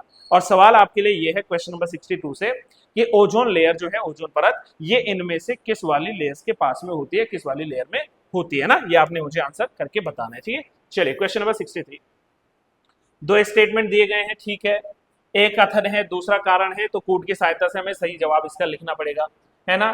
देखो कितना प्यारा सवाल पूछा था यहाँ पर, कह रहा है कि union ministers can be dismissed by the prime minister. पहली बात तो समझो, मुझे और पढ़ने की जरूरत भी नहीं है। जहां वो ये लिख दे कि केंद्रीय मंत्री जो है प्रधानमंत्री द्वारा बर्खास्त होते हैं, तो ये बिल्कुल सरासर जो है गलत है, ये बिल्कुल जो है गलत है। बर्खास्तगी का भाई काम आपका नहीं है, ये प्रधानमंत्री का काम नहीं है, ये आप जो है प्रेसिडेंट कर सकते हैं, प्रधानमंत्री सिर्फ एक सलाह दे सकते हैं, राइट। दूसरा क्या है, केंद्रीय मंत्रियों की नियुक्ति राष्ट्रपति जी के द्वारा प्रधानमंत्री की सलाह पर की जाती है। आपको करना कुछ नहीं जी, आज आप आराम से बैठिए, आर्टिकल 75 का क्लॉज 1 पढ़िए, आपको ये पूरी बात जो है क्लियर हो जाएगी। 75 क्लॉज 1 में यही लिखा हुआ है कि प्रेसिडेंट जो है वो राष्ट्रपति, प्रेसिडेंट जो है वो नियुक्ति करता है प्राइम मिनिस्टर की, और अन्य मंत्रियों की नियुक्ति भी प्राइम मिनिस्टर की सलाह पर कराई जाती, किसके द्वारा, प्रेसिडेंट जी के द्वारा। ये सब 71 में लिखा है। तो इसका पहला गलत है, दूसरा सही है। तो राइट आंसर आप समझ गए क्या होगा, A is wrong but R is correct, option number D is the right answer. Which of the following statements about NITI Aayog is not correct, NITI Aayog के बारे में निम्नलिखित में से कौन सा सही नहीं है, ये आपसे 64 तक जो है क्वेश्चन पूछता है। पहला, it has replaced planning commission, सही कथन है ना। यह राज्यों के मध्य संसाधनों का आवंटन करता है, hold on. It will work as a think tank, बिल्कुल सही है। It will promote village level planning, ये भी सही है। लेकिन भाई इसका काम एलोकेट करना नहीं है, ये राज्यों के मध्य जो है संसाधनों का आवंटन नहीं करेगा। ऑप्शन नंबर बी जो है वो सरासर गलत दिख रहा है, तो ऑप्शन नंबर बी आप लोग जो है गलत लिखेंगे। बाकी ये मैंने कई दफा आप लोगों को बता दिया कि प्लानिंग कमीशन 1950 में बना था 15 मार्च को, और जो नीति आयोग है वो वर्ष 2015 में बना था।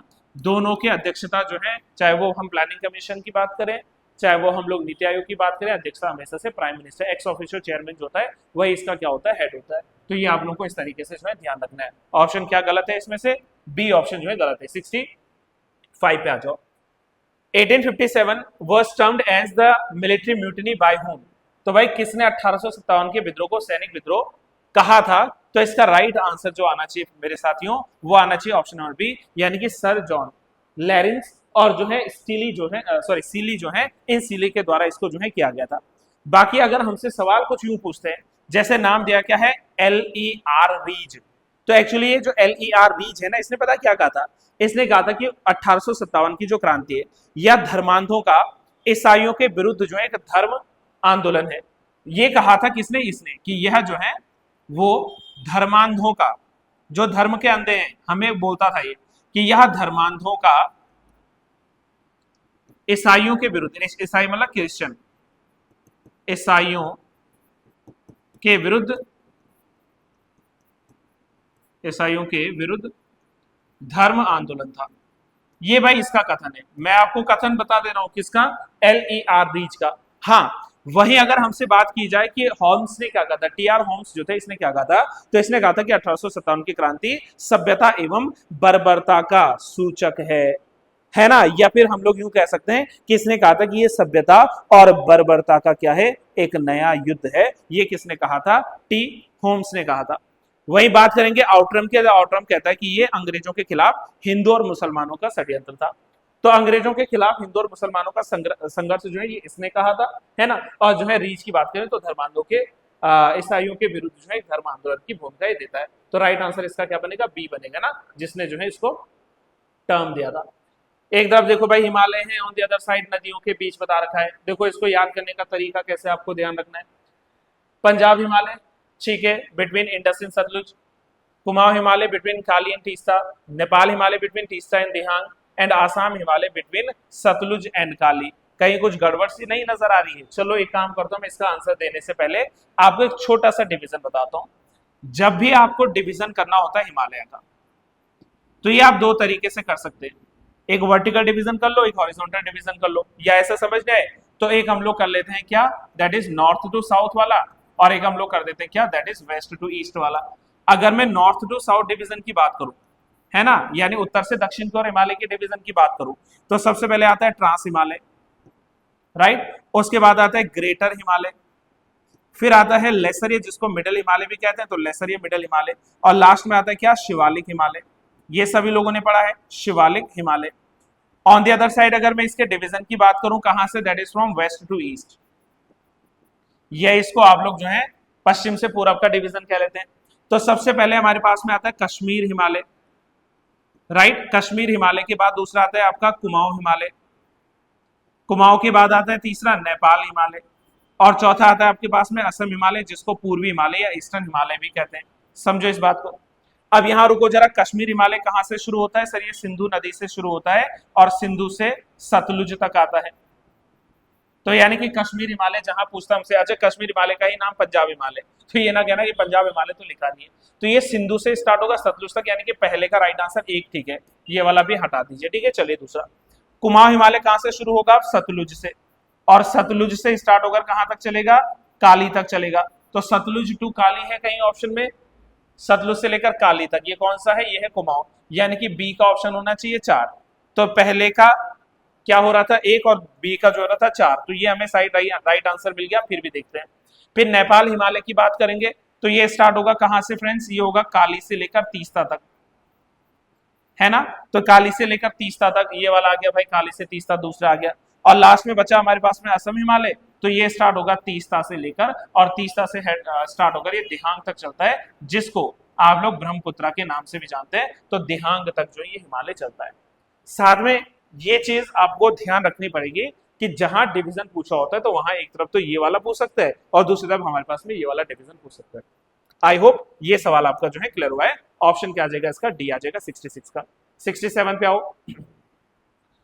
यहां पर भाई एक तरफ आपके पास में इंपॉर्टेंट डेज पूछा गया और उस दूसरी तरफ उसकी जो है तिथियां पूछी गई कि कौन सा डे कब जो है सेलिब्रेट किया जाता है ना। एक बार आप लोग जो है इसके ऑप्शंस को अच्छे से देख लीजिए और इन ऑप्शंस को जो है पढ़ लीजिए। देखो जैसे क्या है, वर्ल्ड एनवायरमेंट डे, विश्व पर्यावरण दिवस 26 नवंबर को।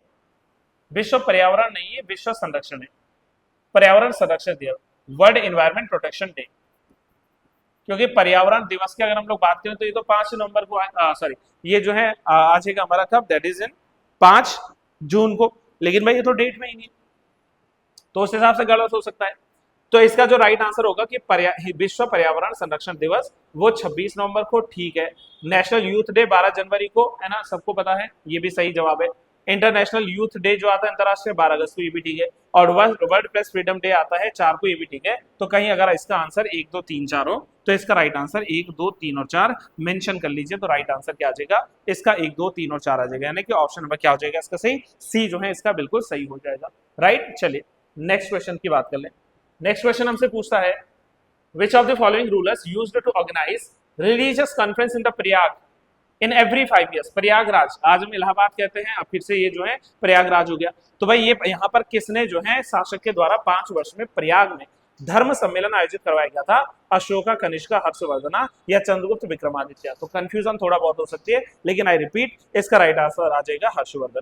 हर्षवर्धन आप जानते हैं वर्धन वंश के जो है प्रमुख राजाओं में से एक आते हैं। 606 में इन्होंने जो है राजगद्दी प्राप्त की थी। उसी साल 606 में इन्होंने क्या किया था?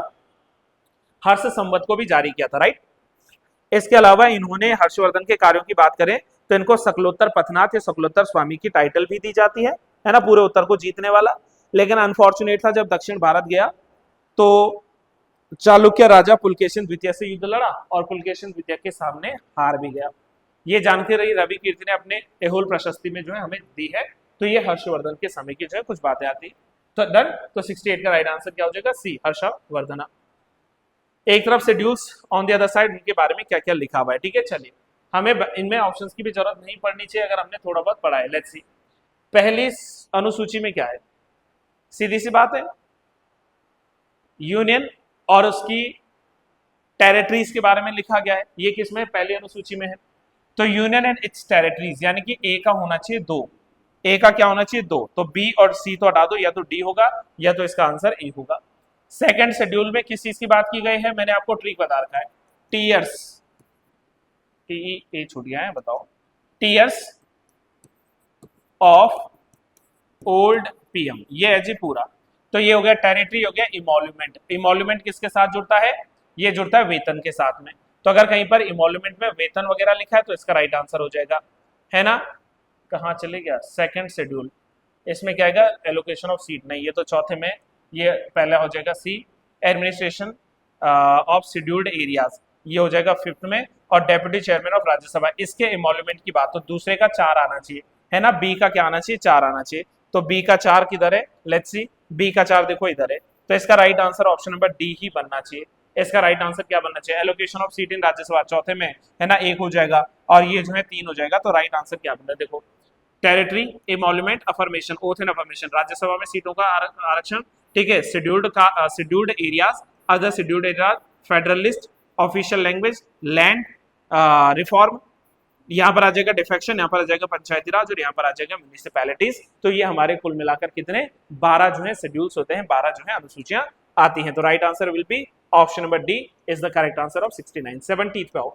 गाजी मलिक के नाम से दिल्ली का सुल्तान कौन बना था? मुबारक शाकिर जी, नो। ठीक है, मोहम्मद तुगलक, नहीं। खुसरो खान, बिल्कुल भी नहीं। गयासुद्दीन तुगलक, सही है। गयासुद्दीन तुगलक का ही नाम गाजी मलिक था। समझ रहे आप लोगों ने? तुगलक था ये व्यक्ति। और तुगलक वंश की स्थापना आपको याद है ना, दिल्ली सल्तनत का सीक्वेंस क्या था? सबसे पहले आता है गुलाम वंश, फिर आता है खिलजी वंश, फिर आता है तुगलक वंश, फिर आता है सैयद वंश और लास्ट में आते हैं लोदीस। क्लियर है यहाँ तक? ठीक है।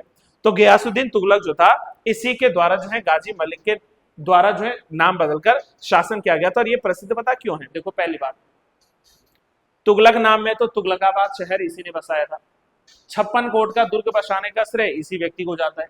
दिल्ली सल्तनत के भीतर पहली बार कहते हैं कि कुओं और नहरों का निर्माण करने का जो श्रेय जाता है वो इसे गयासुद्दीन तुगलक को जाता है।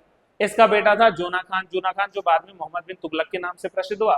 तो कह दें कि वर्ष 1325 के आसपास, ठीक है, 1325 के आसपास जो गयासुद्दीन तुगलक था वो अपने बेटे जोना खान के लकड़ी के बने हुए महल को देखने गया और वहीं पर जो है महल इसके ऊपर गिरा और महल के नीचे दब जाने से इसकी जो है मृत्यु हो गई। ये गयासुद्दीन तुगलक के बारे में जानकारी मिलती है। ऑप्शन डी 70 का राइट आंसर लिख लीजिएगा। Who was the first president of the Indian National Congress? Indian national Congress का है ये कैसे है बताओ। इंग्लिश में क्वेश्चन कुछ और छपा हुआ है और हिंदी में क्वेश्चन कुछ और छपा है। Who was the first president of Indian National Congress? ये नहीं पूछना है।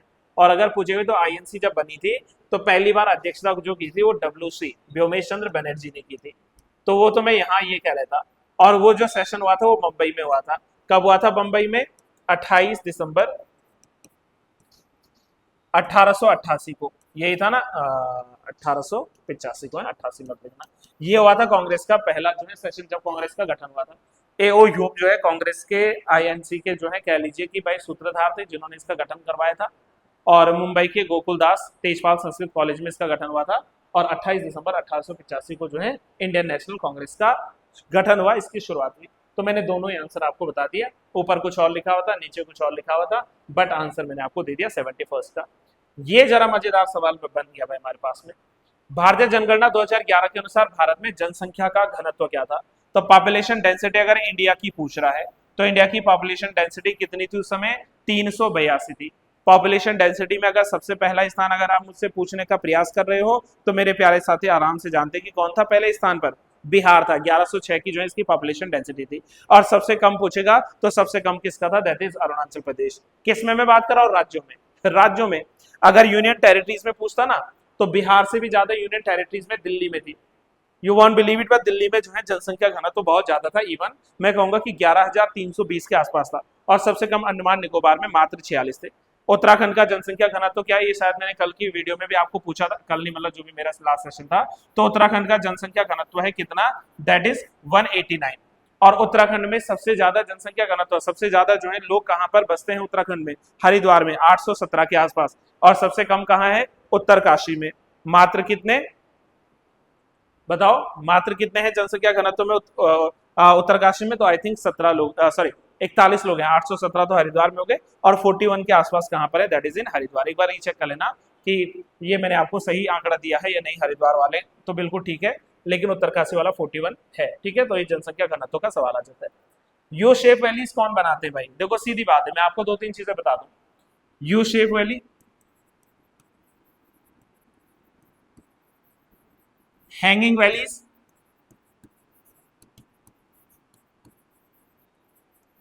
सर्क, ये सी आई है, एरीट, आई थिंक अभी तक आप लोग समझ गए मैं क्या बता रहा हूं, turn, nunatak, moraines, etceteras, etc. ये सब कौन बनाते हैं सर? ये सब बनाते हैं ग्लेशियर्स, हिमानियों के द्वारा ये बनाया जाता है। नदियों में बात करूं तो नदियों में बहुत सारी चीजें आती हैं, जैसे क्या? जैसे अलूवियल कोन, अलूवियल फैन, तराई क्षेत्र, भाबर क्षेत्र, बांगर क्षेत्र, खादर क्षेत्र, समझ गए।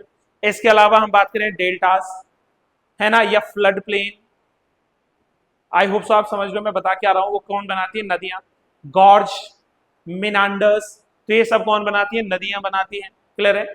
इसके अलावा अंडरग्राउंड वाटर के द्वारा क्या बनाए जाते हैं? ब्लाइंड वैलीज बनाई जाती हैं, सिंक होल बनाए जाते हैं, ओवालास बनाए जाते हैं। अगर ये पहली बार सुन रहे हो तो ज्यादा परेशान मत होना, ठीक है।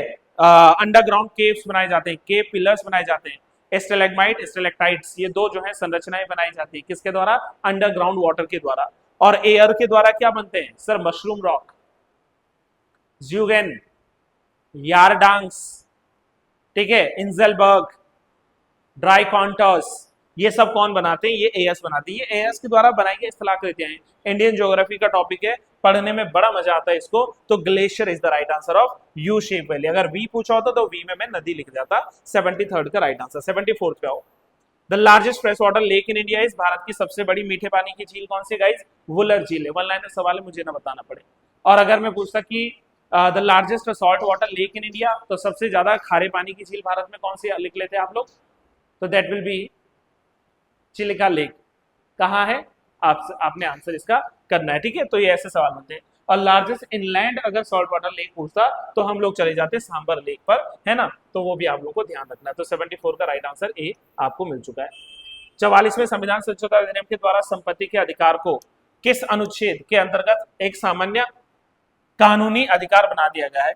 तो इसका राइट आंसर आता है आर्टिकल 308, है ना, 300 क के भीतर। पहले जो था हमारे पास में संपत्ति का अधिकार कहाँ हुआ करता था सर? दो जगहों पर हुआ करता था। आर्टिकल 19(1) के ABCDEF में हुआ करता था और आर्टिकल 31 में हुआ करता था। यहाँ दो जगह पहले संपत्ति का अधिकार मौलिक अधिकार था या फंडामेंटल राइट था, मौलिक अधिकार, राइट। अब उसको बदल दिया, अब उसको बना दिया legal right under article 300A। और ये संविधान संशोधन आया था 1978 में, 44वें संविधान संशोधन के रूप में। 75 का बी आंसर मेंशन कर लीजिए। गुयार्ट्स के समतल शीट्स पर अपरदन निम्नलिखित में से किस एक प्रकार से होता? तो भाई गुयार्ट्स पूछ रहा है आपसे। गुयार्ट्स याद रखना, एक छोटी संरचना मेरे साथ याद रखना पड़ेगा, है ना। अगर आप गुयार्ट्स पढ़ना चाहते हैं तो भाई आप थोड़ा सा इस संरचना को याद कर लीजिए, इस संरचना को आप लोग याद कर लीजिए। मैं अगेन कह रहा हूं, ये है जी, और ये जो मैं आपको संरचना बता रहा हूं ये अंडर वाटर है सब। ये सब क्या है? ये हमारे पास में ओशियंस के पास पढ़ने को मिलता है, समझो इस बात को। यहां पर हमारे पास में सबसे पहले आता है कॉन्टिनेंटल शेल्फ, ये वाला जो पार्ट है इसको कहते हैं कॉन्टिनेंटल शेल्फ, राइट। यहां पर आता है कॉन्टिनेंटल स्लोप, यहां पर थोड़ा सा मैंने यहां बनाना रह गया, ये थोड़ा ऐसे उभार देना इसको, ये ऐसे आएगा, है ना, इस तरीके से। यहां पर आता है कॉन्टिनेंटल राइज, है ना। इसके बाद ये जो प्लेन है ये क्या आता है? इसको कहते हैं अबाइजल प्लेन या डीप सी प्लेन, इसको कह सकते हैं अबाइजल प्लेन या डीप सी प्लेन कहते हैं। ये जो है क्या है? ये सबमर्ज्ड माउंटेन्स है, ये सबमर्ज्ड माउंटेन्स है। And now the final structure जिसकी हम बात कर रहे हैं, दीज आर गुयार्ट्स। जब गुयार्ट्स की बात करेंगे तो ये जो है समुद्र के भीतर के फ्लैट माउंटेन पीक्स है, फ्लैट है ये। देखो माउंटेन तो टॉप क्या होता है? शिखर नुकीला होता है ना, लेकिन ये फ्लैट है। और ये फ्लैट क्यों है? क्योंकि भाई यहाँ पर जो समुद्री लहरें चल रही हैं उनके कारण है। तो अगर कहीं पर जो है लहरों की प्रक्रिया की बात कर रहे हैं तो by the action of waves, इसके कारण ही गुयार्ट्स बनते हैं। यहां पर क्या आ जाएगा? ये आ गया आपका ट्रेंच, यानी कि गर्त, जैसे मरियाना ट्रेंच सबसे गहरा गर्त है पूरे विश्व का। तो ये हमारे पास में क्या आते हैं? ओशियनिक फ्लोर पर ये सारी चीजें आती हैं। तो कॉन्टिनेंटल शेल्फ है, स्लोप है, राइज है, अबाइजल प्लेन है, फिर गुयार्ट्स आते हैं, माउंटेन्स आते हैं, सबमर्ज्ड ट्रेंचेस आते हैं। तो यहाँ पर गुयार्ट्स कैसे बने? इनके शिखर जो है क्या होते हैं? चपटे होते हैं। और चपटे किस होते हैं? लहर की क्रिया के द्वारा होते हैं। Right answer of 76 is option number C. And I hope so आप लोग इतना जो है समझ भी पा रहे हो, ठीक है। चलिए 77 पे आना। कौन सा रूपांतरित चट्टान नहीं है भाई? पूछा है कि which one of the following is not a metamorphic rock. Your options are marble, quartzite, granite या फिर सीस्ट। तो आंसर आप लोगों को दिखते ही नजर आ गया होगा। कितने लोग ग्रेनाइट पर जो है करने वाले हैं सॉल्यूशन को? तो अगर आप ग्रेनाइट की बात कर रहे हो तो बिल्कुल सही है। तो ग्रेनाइट किस में आता है? सर ये हमारे इग्नियस रॉक में आता है, न बल्कि मेटामॉर्फिक रॉक में। बल्कि मैं यूं कह सकता हूं कि ये जो ग्रेनाइट रॉक है ना, कौन सी? इग्नियस रॉक, इसका जब मेटामॉर्फिक फॉर्म चेंज होता है तो इससे क्या बनता है? इससे बनता है नीस। और नीस क्या है? ये है मेटामॉर्फिक रॉक, ये है रूपांतरित चट्टान। मेटामॉर्फिक रॉक जो है ये है। बाकी संगमरमर ऑलरेडी क्या है? एक मेटामॉर्फिक रॉक है। और संगमरमर का निर्माण किससे होता है मेरे फ्रेंड्स? ये आप जानते हैं, तो ये होता है लाइमस्टोन से, है ना। तो लाइमस्टोन, चूना पत्थर जो है, तो चूना पत्थर से क्या बनता है? लाइमस्टोन से, फ्रॉम लिख रहा हूं, फ्रॉम लाइमस्टोन बनता है संगमरमर। क्वार्टरसाइट क्या है sir? Quartzite is also a type of रूपांतरित चट्टान। और क्वार्टरसाइट किससे बनता है सर? अगेन सैंडस्टोन से बनता है। ये किससे बनता है? ये वाला जो है सैंडस्टोन से बनता है। ये भी आप लोगों को ध्यान रखना है। आफ्टर दैट आते हैं हमारे पास में सीस्ट। अब सीस्ट का निर्माण कैसे होता है? देखो दो तीन चीजें, या तो बेसाल्ट से सीस्ट बन सकता है या फाइलाइट से सीस्ट बन सकता है। तो सीस्ट बनता है या तो बेसाल्ट से, जो कि एक इग्नियस रॉक है, बेसाल्ट, या फिर फाइलाइट से। फाइलाइट अपने आप में क्या है, एक मेटामॉर्फिक रॉक है। तो भाई ये हमारे पास में क्या है, रूपांतरित चट्टाने हैं। और कौन सी नहीं है, वो नहीं है ग्रेनाइट। चट्टान तीन प्रकार के होते हैं, igneous rock, sedimentary rocks and metamorphic rocks. Igneous मतलब जो लावा के विस्फोट होने के बाद जमीन की सतह पर ठंडा होने के बाद जम जाने के बाद जिसका निर्माण होता है वो इग्नियस रॉक है। क्लियर हो रहा है इस बात को। हमारे पास में दूसरे आते हैं कौन सी, सेडिमेंट्री। जब इग्नियस रॉक में अपरदन होगा, सेडिमेंट्स टूटेंगे, उसका जमा होगा, परतें बनेंगी, लहर बनेंगी, तो उससे लहरदार चट्टाने बनेंगे। और लास्ट में आता है मेटामॉर्फिक रॉक। जब इग्नियस रॉक और सेडिमेंट्री रॉक अपने कैरेक्टरिस्टिक्स को छोड़कर एक नया कैरेक्टरिस्टिक्स एक्सेप्ट कर ले with the presence of pressure and temperature, then it will be called कि ये कौन सा है, ये हमारे पास में मेटामॉर्फिक रॉक है, क्योंकि वो मॉर्फ हो चुका है, अब उसने स्वरूप बदल दिया है। तो 77 का राइट आंसर भी आपको मिल चुका है। 78 पे आओ। Dhauladhar, sorry not Dhauladhar, Dhuandhar, it's Dhuandhar. Dhuandhar waterfall is situated in which state? Answer is very simple, one liner question. Sir Madhya Pradesh के पास एक जगह पड़ती है भेदा घाट। इस भेदा घाट में एमपी में जगह पड़ती है। तो वहां पर क्या है, आपका धुआंधार जलप्रपात है। और किस नदी के ऊपर बना हुआ है, तो आई गेस ये आप लोगों को आता है राइट आंसर। तो ये किस नदी के ऊपर बना है, ये नर्मदा नदी के ऊपर जो है बना है। ये आपको याद रखना, भेदा घाट में ना लगभग जो है 30 मीटर की ऊंचाई जो है इस की है। और भारत का हाईएस्ट पूछेगा तो वराही नदी के ऊपर बना है 1493 फीट का, और वो है कुंचिकल। अगर भारत का हाईएस्ट पूछेगा तो कुंचिकल कहना है। और कुंचिकल कहां पर है, एक और सवाल आपके लिए है, आपने इसका आंसर देने का प्रयास करना है। 78 is done. Bailadila is famous for which mineral? भाई बेलाडीला जो है किस चीज के लिए प्रसिद्ध है? ये माइका के लिए प्रसिद्ध है, तांबा के लिए प्रसिद्ध है, बॉक्साइट के लिए प्रसिद्ध है, या फिर आयरन ओर्स के लिए प्रसिद्ध है भारत देश के भीतर? तो जो है अगर हम इसका आंसर लिखेंगे तो हमें लिखना पड़ेगा आयरन ओर, है ना। आयरन ओर जो है ये है। अगर बेलाडीला है कहां पर, 36 बार मैं आपको बता चुका हूँ गाइस। तो ये आता है छत्तीसगढ़ में। किस में है, छत्तीसगढ़ में है बेलाडीला। बाकी अगर मैं अभ्रक या माइका की बात करूं तो इसके लिए जो है झारखंड की जो नोवा मंडी है बहुत फेमस है। अगर मैं यहाँ पर बात कर दूं, ठीक है, किसके लिए, माइका के लिए, तो इसमें कोडरमा आ जाएगा। कोडरमा यानी कि झारखंड में माइका के लिए। बाबा बुदन जो है कर्नाटक में, ये भी प्रसिद्ध है माइका के लिए। कॉपर के लिए प्लेसेस बताऊं तो जैसे राजस्थान है, मध्य प्रदेश है, झारखंड है, आंध्र प्रदेश है, यहाँ फेमस है। और बॉक्साइट के लिए जो है ओडिशा सबसे फेमस है, जैसे काला हंडी वाला जो एरिया है ओडिशा का, तो वो फेमस है for the production of bauxite. हमसे पूछा था बेलाडीला, तो Bailadila is in, that is in lowest Chhattisgarh में। ये बेलाडीला है, बेलाबीटा मत कह देना, है ना। ऑप्शन डी सही लिख लेना इसका। मैच करने भाई देखो, एक तरफ डांस और दूसरी तरफ उनके स्टेट। अब कितना बेसिक सवाल आ जाता है। हर राज्य के अपने अपने जो है कुछ डांस फॉर्म होते हैं। हमारे उत्तराखंड में भी बहुत सारे ऐसे जो है प्रसिद्ध डांस फॉर्म है जो आप लोग जानते हैं, ठीक है। चलिए, तो सबसे पहले आते हैं इसमें भरतनाट्यम, तमिलनाडु, सबको पता है, जहां दो ना लिखा हो हटा देना, ठीक है। कथक, ये उत्तर प्रदेश का है, दो के बाद एक लिखना पड़ेगा, 4 है, आंसर मिल गया। फिर इसके बाद जो है तीसरे का कुचिपुड़ी का हो जाएगा आंध्र प्रदेश, और मोहिनी अट्टम आ जाएगा आपका केरला में। तो right answer will be option number C. Uttarakhand के फोक डांसेस बहुत सारे हैं, जैसे आप लोगों ने झुमेलो पढ़ा, तांदी पढ़ा, रासो पढ़ा, है ना, या जो है आप लोगों ने छोलिया नृत्य पढ़ा होगा, खड़िया पढ़ा होगा। तो ये अलग अलग अलग जो है हमारे नृत्यों के फॉर्म आते हैं ना, सरो नृत्य एंड ऑल। चलिए 81वां क्वेश्चन। एक तरफ राज्यों के नाम और उसी तरफ कितनी सीटें इनकी राज्यसभा में है। मुझे और कुछ आवे ना आवे, एक चीज तो क्लियर है कि भाई मेरे प्यारे उत्तराखंड से जाती हैं 3 सीटें, यानी कि हमारे पास में बी का आंसर 3 होना चाहिए। और बी का आंसर 3 एक ही जगह है। कारण में ना एलिमिनेशन मेथड यूं ही काम करता है, यानी कि झारखंड में कितनी सीटें हैं, झारखंड में है 6 सीटें, पहले का 4 है ना, तो झारखंड में 6 सीटें। उत्तराखंड में 3 सीटें हो गई, छत्तीसगढ़ से आती हैं 5 सीटें, और पंजाब से आती हैं कितनी सीटें, 7 सीटें। मैं आपको यूं थोड़े ना सवाल पूछूंगा, मैं आपसे ये पूछूंगा कि उत्तराखंड की जो सीटें हैं उन पर अभी कौन कौन लोग हैं। तो सबसे पहले तो भाई हमारे कौन है, नरेश बंसल जी हैं। नरेश बंसल जी, इनका कार्यकाल जो है अब 2026 में खत्म होने ही वाला है, क्योंकि आप जानते हैं कि 26 नवंबर 2020 को नरेश बंसल चुने गए थे, और 25 नवंबर 2026 को इनका कार्यकाल जो है ये खत्म हो जाने वाला है। इसके बाद आती है कल्पना सैनी जी, 2022 में चुनी गई थी, तो 28 में खत्म हो जाएंगे। तो दूसरे आते हैं कल्पना सैनी, और तीसरे अभी अभी नए चुने गए हैं, और इनका नाम है महेंद्र भट्ट।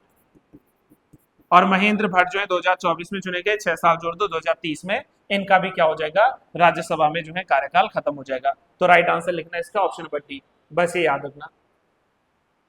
निम्नलिखित में कौन सा संविधान संशोधन भारत में पिछड़ी जातियों के, बहुत अच्छा सवाल बन गया, राष्ट्रीय आयोग के लिए जो है बात करता है। तो पिछड़े राष्ट्रीय आयोग के लिए कौन सा सही हो जाएगा, ये हो जाएगा 102 कॉन्स्टिट्यूशन अमेंडमेंट एक्ट। तो 102वां संविधान संशोधन अधिनियम जो आया था, ये आया था वर्ष 2018 में, जिसने 338 बी और 342 ए जोड़ा था। तो इसका राइट आंसर क्या हो जाएगा, सी हो जाएगा। बाकी 101 तो आप जानते हैं जीएसटी को लेकर है, 2016 में आया था। तो भाई 2016 में ये जीएसटी को लेकर लाया गया था। और 103वें संविधान संशोधन अधिनियम की बात करूं तो ये 2019 में आया था। और किस चीज के लिए आया था बताओ भाई, ये आरक्षण को लेकर था, ईडब्ल्यूएस के लिए, इकोनॉमिक वीकर सेक्शन के लिए जो है, ईडब्ल्यूएस के लिए जो है ये लाया गया था। कौन सा 82 मतलब 103वां संविधान संशोधन अधिनियम, राइट। तो राइट आंसर क्या बनेगा, सी, जो कि बात करते हैं बैकवर्ड वहां पर जो क्लासेस है। टॉबिन टैक्स क्या होता है, बड़ा मजेदार सवाल है। What is a Tobin tax, ठीक है, बाह्यताएं सृजित करने वाली संस्थाओं पर लगता है, मूल्य के वैल्यूज पर लगता है, विदेशी विनिमय के लेन देन पर, एक्सचेंज पर लगता है, या भार के आधार पर लगता है। तो आई थिंक इसका राइट आंसर आप लोगों ने ऑप्शन सी सोच भी लिया है, ऑप्शन सी अगर लिख लो सही है, ठीक है। तो इसका राइट आंसर क्या हो गया हमारे पास में, डी हो गया। चलिए वीडियो भी इसमें रुक गई थी, आई होप सो अभी जो है बढ़िया चल रही है, आपको बढ़िया से सुनाई भी दे रही है, ठीक है। चलिए नेक्स्ट क्वेश्चन पे आते हैं, ये हो गया हमारा डन। चलिए 84 पे आइए। विषुवत रेखा निम्नलिखित में से किस देश से होकर नहीं गुजरती है, सवाल इजी है। विषुवत रेखा की आपकी इक्वेटर लाइन है। भाई मैं इसको चीटिंग कर लूँ थोड़ा सा, मैप मेरे सामने लिखा हुआ है, ठीक है। तो जब मैं इक्वेटर लाइन की तरफ चलता हूँ तो देखो सबसे पहले शुरू कहाँ से होती है गाइस, तो इक्वेटर शुरू होती है आपकी इक्वाडोर से, फिर आती है ये कहाँ पर, कोलंबिया, फिर आती है ब्राजील होते हुए, यहाँ से आगे बढ़ेंगे आप जो है आ जाएंगे कहाँ पर, Gabon, Congo, democratic Republic of Congo, फिर होती है यहाँ पर कहाँ से, दैट इज ऑफ युगांडा, फिर केन्या, सोमालिया, यहाँ से होते हुए आ जाएगी सीधे सीधे कहाँ पर, दैट इज इन मलेशिया, है ना, सॉरी इंडोनेशिया, इंडोनेशिया से आगे होते हुए जो है ये आगे बढ़ जाएगी। अब पूछ रहे हैं कि इसमें से कौन से पार्ट में ये नहीं आ रही है, तो केन्या से आ रही है, हाँ केन्या से सर आ रही है। मेक्सिको से आएगी, मेक्सिको से आएगी नहीं, मेक्सिको ऊपर हो जाएगा, यहाँ से कर्क रेखा आती है। तो राइट आंसर इसका क्या आ जाएगा, इसका आ जाएगा मेक्सिको, यहाँ से कर्क रेखा आती है, न बल्कि इक्वेटर लाइन। सो राइट आंसर क्या हो जाएगा, ऑप्शन नंबर बी हो जाएगा, राइट। चलिए 85 पे चलिए, 85 पंजाब में जुका नहीं होता भाई, कूका आंदोलन होता है। ये मिस टाइप हो रखा है फिर से, ये कूका है नॉट जुका, कूका होता है, जुका नहीं, KUK, कूका आंदोलन। कूका आंदोलन याद करो 1940, ठीक है। कौन थे इसके शुरुआत करता, भगत जवाहर मल, भगत जवाहर मल, ये जो है प्रमुख व्यक्तित्व यहाँ पर आते हैं, 1800 लिखना है इसको, भगत जवाहर मल यहाँ पर आते हैं, ठीक है। इसको लेकर कौन है, भगत जवाहर मल आते हैं। भगत जवाहर मल ऑप्शन में होगा नहीं, मुझे भी पता है। तो इसके बाद बाबा राम सिंह और बाबा बालक सिंह, तो भाई बाबा राम सिंह और बाबा बालक सिंह जो थे, इन्होंने कूका आंदोलन को जो है आगे बढ़ाया था। तो राइट आंसर क्या लिखना चाहिए हमें, इसका राइट आंसर आना चाहिए इसका ऑप्शन नंबर सी, राइट। चलिए तो 85 का क्या हो गया, सी हो गया। 86 पे आओ जल्दी से। 86 कह रहे हैं विच of the following memory is volatile, ये मैंने प्रीवियस क्लास में भी करवा दिया है कि भाई रोम और रैम या हार्ड डिस्क और जो है फ्लैश मेमोरी में कौन सा आता है। तो जब भी वॉलेटाइल की बात आएगी तो वो क्या आ जाएगा हमारे पास में, ऑप्शन नंबर बी, यानी कि रैम हो जाएगा। तो RAM is the right answer, random access memory is the right answer. और मैंने पहले भी बोला था वॉलेटाइल का मतलब क्या होता है, अस्थायी का मतलब कि लगातार बिजली की आपूर्ति इसमें जरूरी होती है। अगर बिजली गई, मैं सिस्टम पे काम कर रहा था तो बिजली जाएगी तो भाई मेरा डेटा जो है वो भी क्या हो जाएगा, चला जाएगा, लॉस्ट हो जाएगा डेटा का। नेक्स्ट हमसे पूछता है कि निम्नलिखित में से कौन सी स्मृति को इलेक्ट्रॉनिक सिग्नलों के साथ रीप्रोग्रामिंग किया जा सकता है, उसको रीप्रोग्राम हम लोग जो है कर सकते हैं। तो इसका राइट आंसर आएगा EEPROM, यानी कि option number C will be the right answer, EEPROM सही आंसर इसका लिख देना। मैक एड्रेस ऑफ बिट्स कितना होता है, 24, 48, 124 या 64, थिंक अबाउट इट, सोच लिया हो, ओके गुड। तो राइट आंसर लिखो 48, 48 इज द राइट आंसर, ठीक है, 48 इज द राइट आंसर। यहां पर हमसे पूछ रहा है कि what is the purpose of primary keys in database, database में प्राइमरी कीज का उद्देश्य क्या होता है, डाटाबेस को खोलना, नो, डाटा मैप उपलब्ध करना नहीं, रिकॉर्ड की यूनिक कीज से जो है पहचान करना, तो बिल्कुल ये ठीक है। Identifying records by the unique keys, तो ये बिल्कुल सही है ना, नन ऑफ द अबव तो होगा नहीं, ऑप्शन सी लिख लो, 89 का राइट आंसर।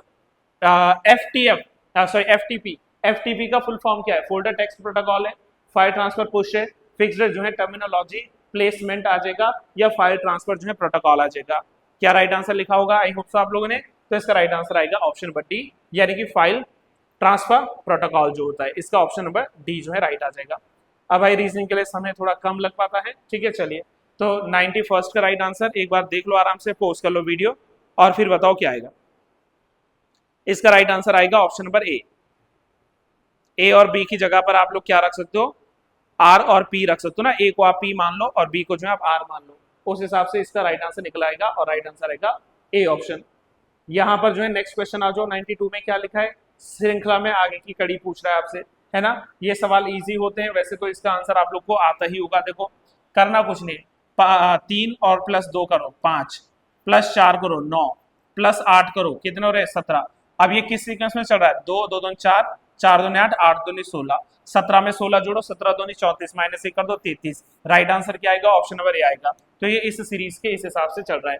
ए लिख लेना 92 का। 93rd पे आ जाओ, है ना। कह रहा है कि एक संयुक्त परिवार में पिता, माता, 3 विवाहित पुत्र और एक अविवाहित पुत्री है। बेटों में से 2 की 3 बेटियां हैं और एक का 1 बेटा है। तो परिवार में कुल कितने जो है महिला सदस्य होंगे। जब आप इसका राइट आंसर निकाल लोगे फ्रेंड्स, तो इसका right answer option number D आना चाहिए, यानी कि 9 आना चाहिए। राइट आंसर क्या आना चाहिए, ऑप्शन नंबर डी आना चाहिए, 9 फीमेल्स आनी चाहिए। नहीं निकल पाए कमेंट करके बताओ मुझे। 94th में क्या लिख रहा है, 94th में लिख रहा है कि योगेश ने पूर्व दिशा में चलना प्रारंभ किया। 2 किलोमीटर चलने के बाद वह दक्षिण दिशा में मुड़कर 5 किलोमीटर चला। पुनः वह पूर्व दिशा में मुड़कर 1 किलोमीटर चला। अंत में वह उत्तर में मुड़कर 9 किलोमीटर चलता है। तो अपने प्रारंभिक बिंदु से वो कितनी दूरी पर होगा। जब आप इस सवाल को सॉल्व करोगे तो आई थिंक आपका इसका राइट आंसर आना चाहिए ऑप्शन नंबर सी, यानी कि 5 किलोमीटर। तो आप इसका ऑप्शन सी लिख लीजिएगा, है ना। चलिए इसका राइट आंसर क्या लिखेंगे आप लोग, क्वेश्चन पढ़िए आराम से। दोपहर के एक भोज में आलू व टमाटर दोनों परोसे गए। कुछ ने आलू व कुछ ने टमाटर लिया। वहां पर कुछ मांसाहारी थे जिन्होंने इनमें से कुछ भी नहीं लिया। बचे हुए लोगों ने टमाटर है आओ क्या होता है, ठीक है, यानी कि आलू और टमाटर दोनों ले लिए। दिए हुए तार्किक चित्र में से कौन सा जो है चित्र सही होगा। तो आई थिंक इसका राइट आंसर बी होना चाहिए, ऑप्शन नंबर बी आप लोग इसका राइट आंसर लिख सकते हो। 96 का राइट आंसर क्या निकलेगा गाइस, तो 96 का राइट आंसर लिखेंगे आप लोग ऑप्शन नंबर सी, वेंसडे। तो Wednesday is the right answer. 97 का राइट आंसर कैसे निकलेगा जी, देखो इसका राइट आंसर आएगा आपके पास में I think 97, option number B इसका राइट आंसर आएगा 97, है ना। इसमें कुछ ऐसा लॉजिक लगा सकते हैं, 9 में से आप 1 घटाओगे 8 आएगा, 17 में से आप 9 घटाओगे तो 8 आएगा। ऐसे आप लोग यहाँ घटाओगे कि आप क्या कर दीजिए 33 में से घटा दीजिए 17, फिर 49 में से घटा दीजिए 13, ऐसे यहाँ पर जो है 73 में से घटा दीजिए 49, और फिर जो है मैं अगेन कह रहा हूँ आपसे कि 97 में से घटा दीजिए 73। तो ये दोनों में एक ही डिजिट निकल कर आएगी। तो इस हिसाब से इसका राइट आंसर बी बन जाएगा 97 का। 98 का सही सीक्वेंस पूछ रहा है आपसे कि क्या इसमें से सही आएगा, तो इसका राइट आंसर आएगा ऑप्शन नंबर सी। सी क्या आएगा, ऑप्शन नंबर सी। 99 का राइट आंसर क्या आएगा, ऑप्शन नंबर ए आएगा, है ना। इसको प्लीज सॉल्व कर लीजिएगा। और 100 का जो राइट आंसर आएगा वो आएगा option number see again, k+m/n, है ना। तो यहाँ पर जो है हमारा क्वेश्चनों का सिलसिला कंप्लीट है। मुख्य रूप से हिंदी और जीएस मेरा प्रायर सब्जेक्ट होता है, तो उस पर हम लोग डिटेल में बात कर लेते हैं, ठीक है। रीजनिंग आप आई थिंक स्वयं से भी कर पाते हो, और अगर बाई चांस नहीं कर पाते हो तो उसके लिए आप मुझे बता दीजिए, मैं प्रयास करूंगा कि इसके लिए अलग से कुछ क्लासेस करवाने की व्यवस्था आपके लिए हो जाए। टिल देन चलिए इतनी आज बात करते हैं, कल मुलाकात करते हैं। Have a good day to all, thank you so much and keep trying and keep learning.